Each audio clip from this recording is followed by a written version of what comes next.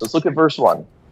And I saw in the right hand of him that sat on the throne a book written within and on the backside, sealed with 7 seals. Now, really, this whole chapter could be summarized by just simply saying that we see this book that is sealed, and we need to find one that is worthy to loose the seals of the book. That would show authorization to take care of what's inside of the book. And of course, we're going to see in a moment that John is going to look all over the place for somebody that's worthy. He's not going to find one. The angel comforts him by saying, the Lamb of God is worthy. And so we really are going to be talking about the celebration of what does this mean for this book to be in the right hand of the one on the throne. And we're going to see that this book is then opened by the Lamb of God. So what does all this mean? Well, let me just talk in maybe really plain terms for a second. I think that'll help us with the overall flow, Jimmy. When people know where we're heading, maybe that'll help a kind of a difficult chapter make a little bit more sense. So there's a lot of debate as to what this book is. And as you can imagine, there's a lot of theories. In fact, I've read before there are about 14 very defined theories as to what this book is. And I think that some of those theories can actually kind of be combined. For example, one of those, and I think this is a strong possibility, that this is just simply the Old Testament. And Christ is the one that is opening the sealed Old Testament, showing his power to fulfill the entire Old Testament. Another way to say it is it's the Old Covenant. Well, as you can see, those have a lot of overlap in them. So I think that's right along the lines of where we're going to look at today, is that this is the Old Covenant that we saw sealed in the book of Daniel, that we're seeing now one is worthy to fulfill and completely open the judgments that are contained in the Old Covenant. And of course, that also shows the authority of one that's going to supersede the Old Covenant, and he is going to then begin instituting the New Covenant. And so I think that is a great, I don't want to say theory, but I think that is the right direction for us to understand this. I don't want to get too caught up in specific wording on this, but I think I'll show sufficient evidence of that the sealing of the Old Covenant, that we're trying to find somebody worthy to act upon the legal wrath or judgments on apostate Israel. Who's worthy to carry these judgments out? Well, it's none other than Jesus Christ. And because of that, he's also worthy to begin and institute a new covenant. Remember, we talked about this idea of Old Testament, New Testament. Well, the idea in a legal sense is if I have a will drawn up for my children, that actually does them no good. A will does no good until the person that drew up the will has to actually die. And when they die, then the will is actually in a legal sense activated. So you have to have the testament has to have a testator. And in this sense, Jesus gave his last will and testaments, and these were enacted until he died. And now that he's died, he's also uniquely resurrected. And because he's resurrected, he's actually the one that's worthy to go back and look at his own will. And so basically what we're seeing here in this chapter is we're seeing him open this book, and he uniquely is the only one that has the authority to, and it gives him the authority to then go back and judge apostate Israel and institute a brand new covenant in his blood. And we're going to kind of see all of those thoughts in play in Revelation 5. So let's go ahead and look at verse 1. And in fact, as you can see on the board in our method of madness here, verse 1 has the most we're probably going to look at. These are all kind of much more simple, I could say. One is we're going to put a lot more emphasis in verse 1, and then the rest will kind of flow a little bit quicker after that. But let's start at the beginning. Number 1, let's go ahead and read verse 1 again. And I saw in the right hand of him that sat on the throne a book written within and on the back side, sealed with 7 seals. That's not just a throwaway term. That's actually something that we've read before, and we've read that in Ezekiel chapter 2. It's a callback to Ezekiel chapter 2. So let's go ahead and head over to Ezekiel chapter 2. And that's all we're going to do in our study all the way through Revelation, is we're seeing these as we talked before, a hyperlink. The author wants us to go back to this very specific wording and then read. And as it turns out in Ezekiel chapter 2, we're following an order here. Remember, in Revelation 4, As we saw the throne room, remember we looked over in Ezekiel chapter 1 and we saw a vision of the throne room. And now that we're getting more detail of this book, this scroll, in chapter Revelation 5, it's a callback to Ezekiel 2. So actually, these are going right in order. If we had the ability to do I'm going to go crazy here and say 100-hour study without break, and we were to just go straight through, you would see the continuity of all of these passages all just fitting together. So here we have in Ezekiel chapter 2, this is heavenly judgment on what will be apostate Jews or apostate Israel. And it says in verse number 9, Ezekiel 2:9, and when I looked, behold, a hand was sent to me, and lo, a roll of a book was therein. And he spread it before me, and it was written within and without, and there was written therein lamentations and mourning and woe. Notice just a couple things. Number one, we want to notice that it was a roll of a book. In other words, this is part of a book. And so I believe that in the book of Revelation, we're going to actually see in chapter 10, John eating a whole book, this little book that John's going to eat. And we're going to see that be a little bit different than what we're seeing here. This is just a portion of a book or a roll of a larger narrative. And so in Ezekiel chapter 2, we're seeing that this is really the sealing of this book, written within and on the backside. These are all exactly what we're reading in Revelation chapter 1. Let's move on. Daniel chapter 12. Daniel chapter 12. So these all have to do with judgment. Remember in Ezekiel 2, we just read it. It ends in lamentation and woe. But in Daniel chapter 12, we read about another book here. And look at verse 4. But thou, O Daniel, shut up the words and seal the book, even to the time of the end. Many shall run to and fro, and knowledge shall increase. Verse number 8. And I heard, but I understood not. Then said I, O my Lord, what shall be the end of these things? And he said, Go thy way, Daniel, for the words are closed up and sealed to the time of the end. Many shall be purified and made white and tried, but the wicked shall do wickedly. And none of the wicked shall understand, but the wise shall understand. And from the time that the daily sacrifice shall be taken away, and the abomination that maketh desolate set up, there shall be 1,290 days. Blessed is he that waiteth and cometh to the 1,305 and 30 days. But go thou thy way till the end, for thou shalt rest and stand in thy lot at the end of the days. Now, I'm sure at some point we're going to get into the days and what they stand for, but for the sake of our study today, all I want folks to see is that when Daniel received the prophecy, it was to be sealed, and he didn't understand what the contents were talking about. And the Lord said, it's okay. You don't have to understand, Daniel. I want you to seal these words. And then it says there that they're going to be sealed until the end of this time period. And it says here in verse 11, and from that time, the daily sacrifices shall be taken away, and the abomination that maketh desolate set up. So we've already talked about what that means of when the daily sacrifice is taken away. Folks, when did that happen? Well, that happened when Jesus died on the cross and he ended the sacrificial system. And so we understand that there's a time period on here that the Messiah then is going to be the one that will enact this end times. And Daniel has it sealed until then. So if we're doing biblical theology, but we're getting our theology from the Bible, if we see a sealing of a book, and then we see another book that has a seal that needs to be unsealed, we can then logically conclude that if that's all we have to go on, that Jesus is unsealing the prophecies that we're seeing in the book of Daniel, which is the lamentations, the woe that we see in Ezekiel chapter 2. So there's no reason to believe that this would be anything other than the exact same book. So what we're saying is that Jesus is the one uniquely qualified to loose the seals that were put on the prophetic judgments on the apostate Israelites at this point and to institute a new covenant. Let's go ahead and look at one more thing in Revelation chapter 10.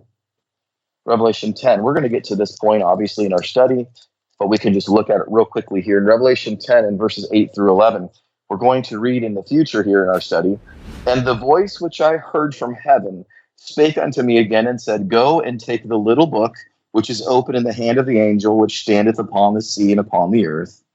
And I went unto the angel and said unto him, Give me the little book. And he said unto me, Take it and eat it up, and it shall make thy belly bitter, but it shall be in thy mouth sweet as honey.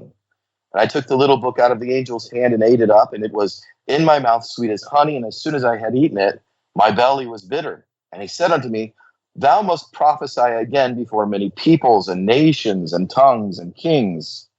And we'll talk about this a little bit more when we get to this passage, but there is a distinction between the scroll that we're seeing now and this little book that John is going to eat in Revelation chapter 10. But notice, at least just for now, that this little book that John eats is both sweet on his tongue, but it becomes bitter in his belly. This is a lot how covenants work. Covenants are wonderful at the beginning, and then the condemnation towards the end is a bitter pill to swallow. And we're going to see both parts of those in the ministry of what Christ is doing as he's sitting on the throne. That's why it's a two-edged sword, man. His word has power to free men from darkness and free us from the chains of darkness, but it also has the ability to condemn people that are contrary to him, and the ungodly and the wicked will receive that wrath. And that's that two-edged sword. The Gospels it cuts both ways. And so we see it as both sweet and as bitter in the belly. Let's go ahead and also look at Luke chapter 24. I thought this was appropriate for this. This is the story of the men that are walking on the road to Emmaus. And remember, they're sad, and Jesus finds these men, and they're so depressed. And Jesus is saying, tell me what is going on, what is wrong? And they're like, you didn't hear? Oh man, this one that was killed, we thought he had the answers to everything, and they didn't know the resurrected Christ was standing next to them. And so in Luke chapter 24 and verse 27, it says here that Jesus, let's go ahead and start at verse 25 for context. Then he said unto them, O fools, slow of heart to believe all that the prophets have spoken. Ought not Christ to have suffered these things and entered into his glory? Now look what it says in verse 27. And beginning at Moses and all the prophets, he expounded unto them in all the scriptures, here's the key, the things concerning himself. When Jesus went to teach about Moses and all the things that are contained in the prophets, he sees those as all talking about himself. And so this is what we have to see in Revelation 5. It's a celebration that the one that all these things are pointing to is finally happening, and he's taking over. The old covenant is ending, and we're instituting this with a brand new covenant. Look, if you would, in John chapter 5. John chapter 5. And in John chapter 5, and beginning in verse 26, this is an interesting passage that Jesus is talking to the Pharisees. And he says here in verse 26, he says, For the Father, as the Father hath life in himself, so hath he given to the Son to have life in himself. And this is key right here. And hath given him authority to execute judgment also, because he is the Son of Man. You'll notice in verse 26, the Father has given to the Son. Verse 27, hath given him authority. This is what we're seeing in Revelation 5. We're seeing that God is the one that executed these legal documents, and he's giving the authority to the resurrected Son. There's a passing of a baton here, if you will. And so we're seeing this one sitting on the throne. Let's go ahead and go to Exodus chapter 32. Exodus chapter 32, because there's also a callback here to the old covenant. Exodus chapter 32, and look at verse 15. Exodus 32:15. All I want to show in this passage, I know people are familiar with the Old Covenant and Moses going on Mount Sinai, but I just want to show this. Moses turned and went down from the mount, and the two tables of the testimony were in his hand. The tables were written on both their sides, on the one side and on the other. They were they written. So we see this idea of written on one side and on the other side. This is mirroring the way that the Lord gave the tablets to Moses in the Old Covenant. But there's one more thing we want to read, and it's in Deuteronomy chapter 31. Let me just explain this while we're turning there. Deuteronomy 31:26. When the Old Covenant, when you would make when you would make a treaty, a standard treaty with somebody, you're making a covenant with somebody. That's why we're following this standard treaty form. When you're making that, you would actually have two copies of it. And in the ancient Near Eastern days, what you would do is you would take your copy. So say, Jimmy, say you and I entered into some sort of an agreement. I would actually take the copy that you gave me, and my copy, I would put it in the house of my God. Now, remember, in the ancient Near Eastern, there was a God for everything for the pagans. And so then you would take yours and you would put it in the place of your God. Now, what's interesting is when God made a covenant with Israel, he put his copy in his house and they put a copy in their God's house. So what do you end up with? You end up with two copies in the Ark of the Covenant. I mean, because it goes to the same place. And so it's very ironic here that we see this. And so in Deuteronomy 31, in verse number 26, let me turn there real quickly. We see that these copies here were actually there, and it's really not good news for Israel, honestly, because these copies served as a witness to condemn them. Look at Deuteronomy 31 and verse number 26. It says, "Take this book of the law and put it in the side of the ark of the covenant of the Lord your God, that it may be therefore a witness against thee." So soon in our study in Revelation, we're going to get to the two witnesses. And if you do biblical theology, it's really simple to figure out what one of these are, and we'll be able to put together what all this means. But for now, we'll just simply say this, that as we get to this book that's on the scroll that's written within it on the backside, it's kept in this place where it's mimicking the law of Moses. This is now the one that the Lamb is going to be authorized to get. Jesus tells us that the whole thing is about him. It's concerning himself. We hear this John 5, that the Father has given all authority to the Son. So all these thoughts are coming together. Let's go ahead and look at verses 2 through 4 in Revelation 5. "And I saw a strong angel proclaiming with a loud voice, 'Who's worthy to open the book and to loose the seals thereof?' No man in heaven, nor in earth, neither under the earth, was able to open into the book, neither to look thereon. And I wept much, because no man was found worthy to open and to read the book, neither to look thereon." Notice here in verse number 2, who is worthy to open the book and to loose the seals thereof? So this is the question. In other words, who has the authority to execute this kind of judgment? And they looked around and they couldn't find anybody. There was no man in heaven, verse 3, nor in earth, neither under the earth, was able to open the book, neither to look thereon. And I wept much. John is weeping in verse number 4, because if nobody is able to open the sealed document, then no judgment will go forth, and honestly, heaven loses. Satan wins. John, recognizing that if nobody has the authority to execute judgment based on the old covenant, the whole thing's over, and they lose. There has to be one that's worthy to do this, that has the authority to do this. And so I really could write down, for our passage here, I could write down the book of Hebrews, because really the whole book of Hebrews is teaching that it was uniquely Jesus of Nazareth, uniquely only him, that he alone, as God emptied himself and became a man, only him, he is the only one that was worthy to be called Messiah. Let's go ahead in Hebrews chapter number 1, and let's look at a little bit of this passage. But really, I would encourage folks, we really need to understand the book of Hebrews in its entirety and what it's talking about. Let's go ahead and head to Hebrews, though. Yeah, I love that book. It's an amazing book. It'll really help folks understand this a lot. Hebrews chapter 1, and let's just look at the first 8 verses in Hebrews chapter 1.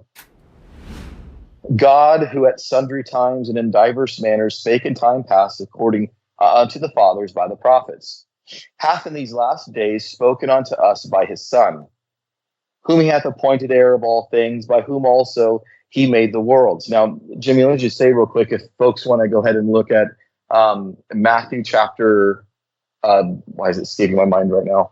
17 is at the Mount of Transfiguration. Go look at that. And this is an illustration of the Mount of Transfiguration. Remember the story. Jesus is there, Peter, James, and John, and there appears to them Elijah and Moses. Remember, Peter's all excited. He's like, oh my goodness, we've got the law, that's Elijah. We've got the law, that's Moses. We've got the prophets, that's Elijah. And now the Messiah. Peter's just like in theological heaven. He can't believe how great this is. He's like, let me make a tabernacle, one for you, one for you. And Peter's getting all these ideas to have everybody at once. There are many people today that would like to have the old covenant and the new covenant existing at the same time also. But while Peter is speaking, Moses and Elijah disappear. And the only one that's left is Jesus. And God the Father says, this is my son. Hear ye him. As Moses and Elijah disappear and the law and the prophets go away, we're left only with Jesus. That's pretty interesting, isn't it? He's the only one left in that passage. And so here in Hebrews 1:1, he says, I've spoken different ways and in different times by the prophets and in different, but in these last days, I'm speaking to you by my son. So it describes him in verse 3, who being the brightness of his glory and the express image of his person, and upholding all things by the word of his power, when he had by himself, notice by himself, purged our sins, sat down at the right hand of the Father, at the right hand of the Majesty on high, being made so much better than the angels. Another way you can understand verse 4 there is he had become so much better, being made. There's a process word there.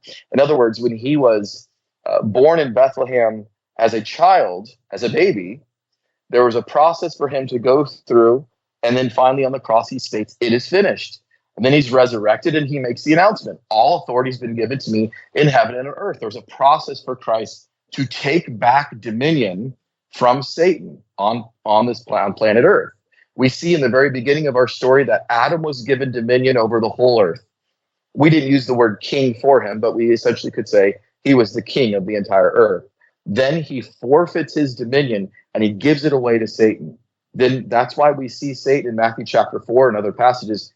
He is offering the kingdoms of the world to Jesus. That's a legitimate offer. They were his. And when Christ died on the cross and paid the price and resurrected, he was now given all nations as his inheritance, as we read about many times in Daniel chapter 7. So we have dominion going from Adam, dominion being taken from Adam by Satan, and dominion as a thief in the night being taken from Satan. And Jesus is now the rightful heir of these things. And so he now has sat down at the right hand of the Majesty on high. In verse 4, he's being made so much better than the angels, as he hath by an inheritance obtained a more excellent name than they. When did Jesus get a better name than the angels? The answer is in verse 4. When did he get a better name than them? Well, he got it by his inheritance, and he got it. That's when he obtained a more excellent name than them. What was his inheritance? His inheritance was the nations. We read about that in Daniel 7. When did he get that? At his ascension. Verse 5. For unto which of the angels said he at any time, thou art my son, this day have I begotten thee. And again, I will be to him a father, and he shall be to me a son. And again, when he bringeth in the first begotten into the world, he saith, and let all the angels of God worship him. And of the angels, he saith, who maketh his angels spirits, and his ministers a flame of fire. But unto the Son he saith, thy throne, O God, is forever and ever, a scepter of righteousness is the scepter of thy kingdom. Here you have in verse number 8, you have the Father calling the Son God. So you have this beautiful triune teaching that we have. The Father is looking into, I believe, a different realm. The Son is living in this different realm, and he's calling himself in a different realm God, because Jesus is indeed God. So verses 2 through 4 is really being answered by the entire book of Hebrews, but I just want to show you a little glimpse of that so we can understand it. So we're seeing this in Revelation 5, that we're looking, who can loose the seals of the book? No man can in heaven and on earth. And John begins to weep because he can't find anybody worthy to open the book. Let's read on. If you like this video, hit that like and subscribe button, and check out the full episode by clicking the link below.